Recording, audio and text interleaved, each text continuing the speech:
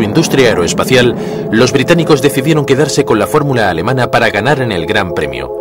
En 1948, la imprenta nacional de Su Majestad publicaba un informe secreto titulado Investigación sobre el desarrollo de coches alemanes de Gran Premio entre 1934 y 1939. Este sería el anteproyecto del BRM. Pero el BRM tendría un comienzo fallido. No era sorprendente que pareciese una versión reducida del Mercedes W154, pero tenía un motor sobrealimentado de 1,5 litros V16. Técnicamente era demasiado complicado, y además, Raymond Mays no era Alfred Neubayer. El proyecto BRM carecía de enfoque y terminó siendo una vergüenza pública.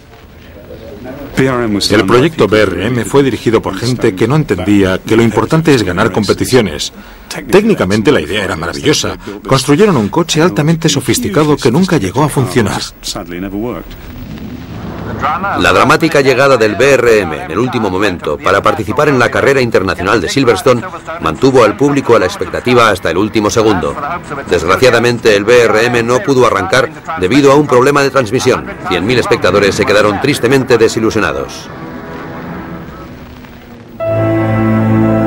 Quedaba claro que los británicos no eran buenos en las carreras patrocinadas. Esta no sería la manera de ganar. Año 1954. Alfred Neubayer y su equipo Mercedes-Benz regresan a las pistas del Gran Premio. Las flechas de plata no han perdido su ingrediente secreto. Tienen todo lo que le faltaba al BRM. Aerodinámicas implacablemente eficientes. El retorno de Mercedes-Benz fue un símbolo de esperanza para un nuevo país, Alemania Occidental. En solo una temporada, el equipo volvió a dominar las carreras de coches.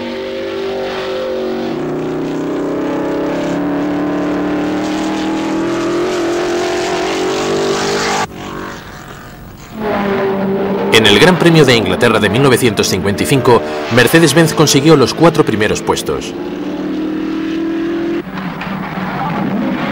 Stirling Moss se convirtió en el primer inglés en ganar su carrera natal en la nueva era de la Fórmula 1. El equipo de Neubayer parecía otra vez imparable. Pero una vez más, la tragedia terminaría con la hegemonía del equipo. Mercedes-Benz anunciaría su retirada de todas las carreras de coches al final de la temporada.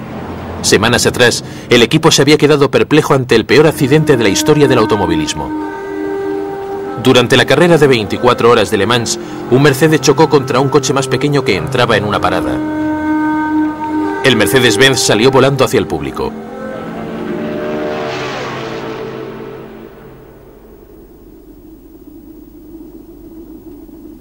Más de 80 personas murieron. Mercedes-Benz no regresaría al Gran Premio durante más de 30 años.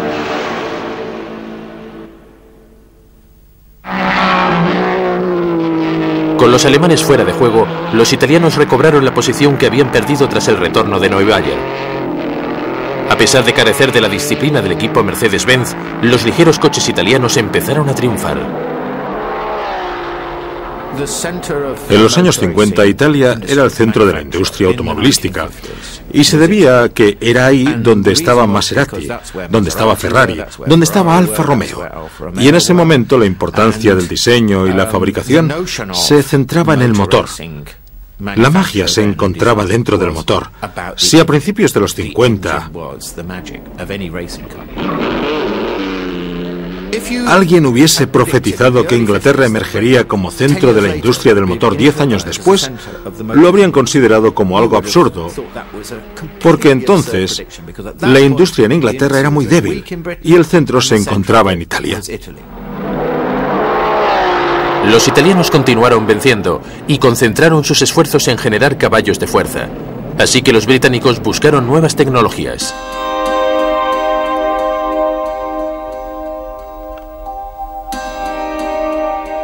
Inglaterra era un gran centro de industria aeronáutica, y la fuerza de esa industria, así como su abrupta decadencia, significaba que existía mucha gente con habilidades que nadie poseía en ningún otro país de Europa.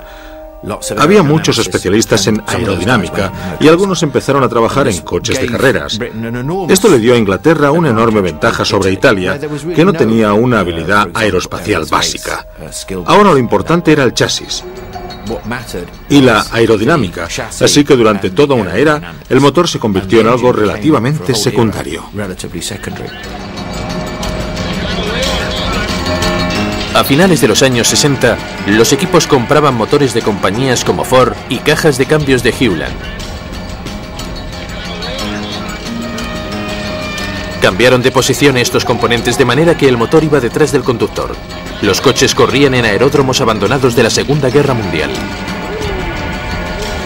El gran Enzo Ferrari se burló del nuevo enfoque de los equipos británicos, llamándoles garajistas, mecánicos de garaje. Las fábricas inglesas construían coches pequeños y livianos, usualmente con motores prestados.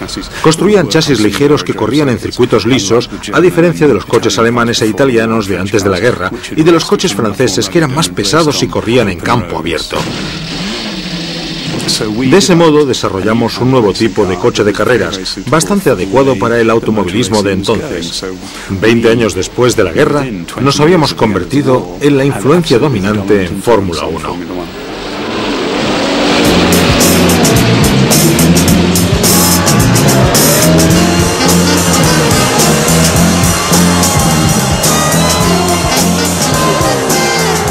Los años 60, la mejor época de los garajistas británicos.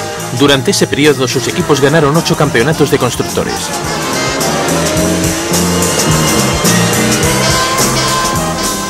Era un negocio mucho más informal, por no decir improvisado. El nivel era más bajo y podías sobrevivir como un timador, por decirlo así. No era necesario presentar 2 coches, ni siquiera tenías que construir uno. Comprabas un coche viejo, conseguías un motor y un piloto, recaudando la cuota de entrada, podías participar y hasta era posible que te fuese bien. Uno de estos timadores que logró entrar en la Fórmula 1 de esa manera fue un vendedor de coches llamado Frank Williams. A diferencia de la mayoría de los jóvenes aspirantes, él no había nacido en una familia adinerada. En 1969 logró recaudar el dinero suficiente para participar con un coche en una carrera de